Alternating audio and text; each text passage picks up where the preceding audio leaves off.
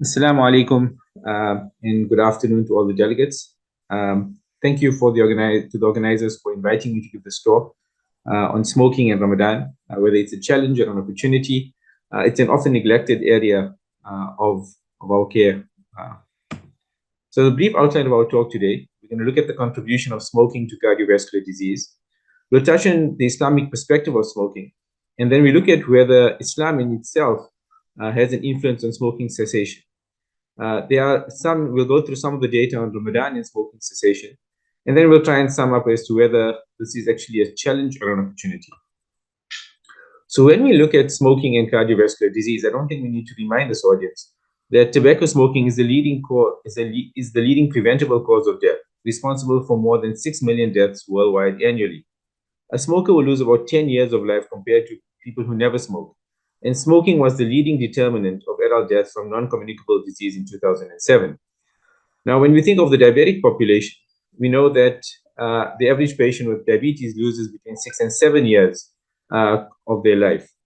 Among smoking-related deaths, cardiovascular disease accounts for approximately 1/3 of cases. People who smoke just one cigarette a day have 40 to 50% of the increased cardiovascular risk of somebody who smokes a pack of cigarettes or 20 cigarettes a day. So we often seem to think that if a person who smokes one or two doesn't really have that much of a risk, but this actually isn't borne out by the data. The other neglected aspect are young to middle-aged women, who often are traditionally thought to have a low cardiovascular risk profile.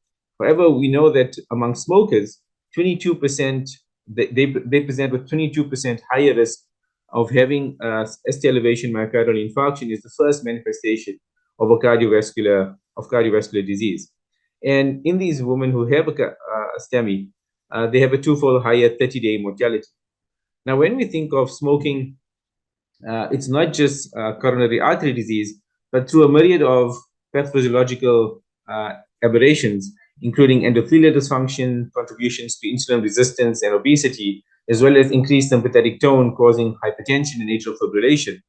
We then have an increased risk of coronary artery disease, stroke, acute coronary syndromes, as well as hospital admissions for heart failure. Now, when we look at all the cardiovascular risk diseases or risk factors that we've discussed during the session, we see that diabetes accrues amongst the highest risks, and smoking follows soon after that. But what's interesting is that both diabetes as well as smoking seem to have higher risks or higher hazard ratios in women as compared to men, and also seems to impact patients at a much earlier age compared to some of the others, which are relatively more stable. Now, when we look again at deaths attributable to smoking, we see that it's not a one-size-fits-all. Across the globe, if we look in the top part of the diagram, we see that amongst women, the majority, it's mainly in the northern aspects of Asia. But once we look at the male population, we start to see that between 15 and 20%, and in some areas right up to 30% of deaths could actually be attributable to smoking. Now, when we look at the predominantly Muslim countries, we see as compared to the global average, where we have about 32.7% of male smoking and 6.62% of female smoking, we see that there are many countries that have far in excess of that. So countries such as Jordan with 53% of patients smoking, Turkey, Indonesia 58.3%, Turkey 43.2%. And again, we see that although in most of the predominantly Muslim countries, there are fewer females who are smoking, we notice that in some countries such as Lebanon, Turkey, there are much higher percentages of females that are smoking. In addition, if you look at countries such as the UK, where the average seems between 1.7%, amongst the those of the Indo-Pak subcontinent, so from India and Pakistan and Bangladesh, the smoking prevalence is much higher. Now, when we look specifically in diabetes, this is a study that was done recently in one of the Scandinavian countries, and they looked at about 663 patients that they followed for many years.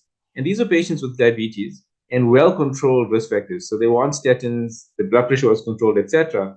And what they found was that although when these other factors were controlled, smoking didn't really increase the risk of cardiovascular disease. There still was a significantly increased mortality in those who smoke. So we should always bear in mind that although we always think about cardiovascular disease, it's still a problem if patients are dying, irrespective of the reason for the death. Now, there are benefits of smoking cessation. We know that once you stop smoking, within a month to 3 months, you'll actually have improvement in your endothelial function. We'll see the risk of coronary artery disease and the risk of death at 1 year after quitting, about half of that for the current smokers. And at 5 to 15 years after smoking cessation, the risk of a stroke is reduced to that of non-smokers. So we know that at about 4 years, we are already starting to see significantly reduced mortality rates, stroke rates, and cardiovascular events amongst middle-aged men. The data in ladies isn't as robust. Now, coming on to the Islamic perspective of smoking, we have to just remind ourselves that Islam is not just a religion where the adherents are required to pray, but it's a central framework that encompasses all aspects of living. So, and the goals are to minimize the risk of harm to the society as well as to the individuals, and to maximize the opportunities for collective and individual well-being. Now, Islamic law has as its basis three main sources: the Quran, the Sunnah, which were the recorded statements and actions of the Prophet, sallallahu alaihi wasallam, and ijtihad, which is the law of deductive logic. So those draw on the Quran and the Sunnah when there isn't a clear stipulation, and smoking comes into this. Now, in terms of all human affairs, they are categorized into 5 categories, which is fard, which are obligatory, mustahab, which are encouraged, mubah, which are neutral, makruh, which is discouraged, and haram, which is prohibited. Now, until the 20th century, when the harms of smoking were not known, it was also often considered to be neutral. However, now that the harms have become apparent, many jurists have decreed smoking as being haram. Some, however, feel that because it wasn't clearly stipulated in the Quran or the Hadith, then they would say it's makruh tahrim, which is strongly discouraged. However, as the risk of secondhand smoke have been established, most agree that smoking in public, where there is a risk of harming others or causing inconvenience to others, would then be categorized as haram. The basis of this ruling are the Quranic injunctions where don't throw yourself into danger by your own hands. You may eat, drink, but not waste. And do not kill yourselves, for Almighty God is most merciful to you. Countries that have included rulings that have prohibited smoking include Egypt, Saudi Arabia, United Arab Emirates, as well as Indonesia, Malaysia, Iran, Philippines, and Oman. Now, when we look at secondhand smoke, and now coming into the Ramadan period, there were 2 studies that look at, and these speak to the habits in the different areas.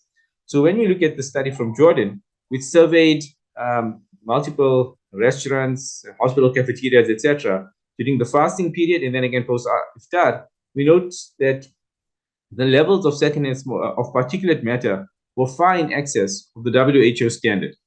And this is important because many of these areas have communal iftars, and also the cultural practice is for these patients to sit together communally after the evening prayers, and often that leads to more smoking.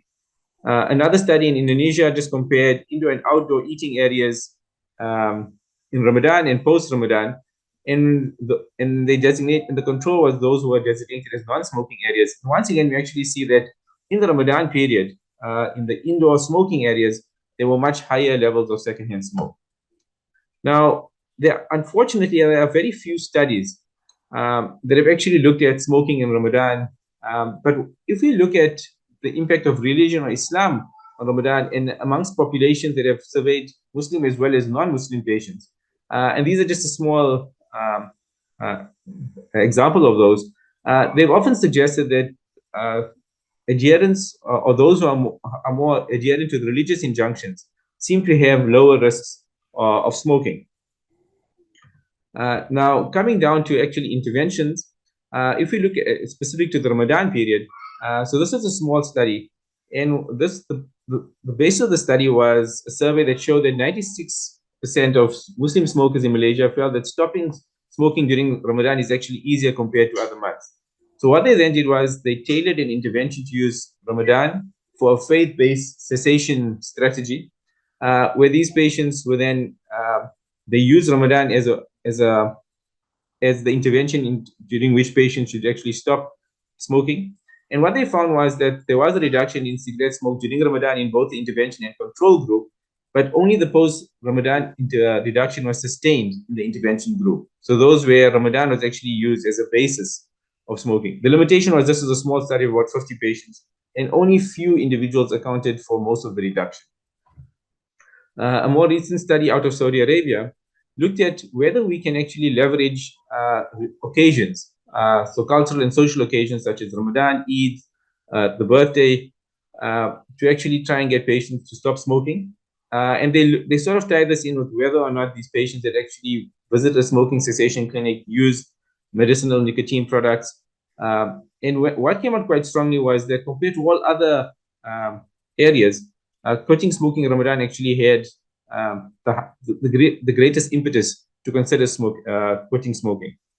And this was actually borne out that it was the only event during which these patients actually contacted the National Quit Line to try and utilize the means available to stop smoking. Another study which came out of the United States, where they found a significantly higher rate of smoking among Somali Muslim men. And what they tried to do was tailor it with 2 text messages a day. One which was the usual quit now text message, which was going out to all patients who were enrolled in the program.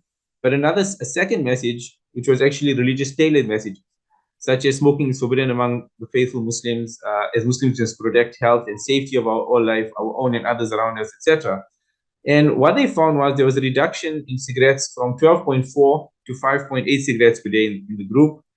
7 of them had stopped smoking by week 16. And the post-study survey found that many of them found that the religious texts, in addition to the usual texts, actually were very helpful in getting them to focus. Now, a study that looked at this is just to change text slightly, because we know that during Ramadan, people who are following the month of Ramadan usually spend more time reciting Quran. And we know that the Quran in itself has been shown to reduce anxiety. And this was an intervention that 50 patients were then randomized to either receive Quranic recitation at times when they felt that they wanted to smoke, versus those who had the usual counseling, where they were taught on ways of the Malaysian adaptation of one of the smoking interventions. And what they found was that there was a reduction in the number of cigarettes smoked, was 7 in the counseling group and 9 in the Quran recitation group over 12 weeks. And it was statistically significant in the difference between the 2 groups. And there was also a significantly decreased difference in the cravings amongst those who were in the Quranic recitation group. So this is just something that we could perhaps leverage during the month of Ramadan, where patients tend to have a greater connection to the Quran. So it comes to, should we actually consider this to be an opportunity? Amongst the challenges is we have, which we found initially in the diabetes field, was that patients often go to the religious officials for advice on whether they should fast. And a study from Turkey actually found that amongst religious officials, the majority actually found that, or were of the belief that smoking was harmful, and very few of them actually smoke compared to the general population. So this is something that we should probably engage with religious authorities in the area to say that perhaps this could also be part of the pre-Ramadan preparation, that they in their sermons and in their counseling advise patients and the general populace to not smoke. A campaign also looked at in the United Kingdom whether we should actually target smoking specifically, but the outcomes of the study or this campaign weren't really published. So we know that most patients come and have a pre-Ramadan assessment when they are fasting for patients who have diabetes.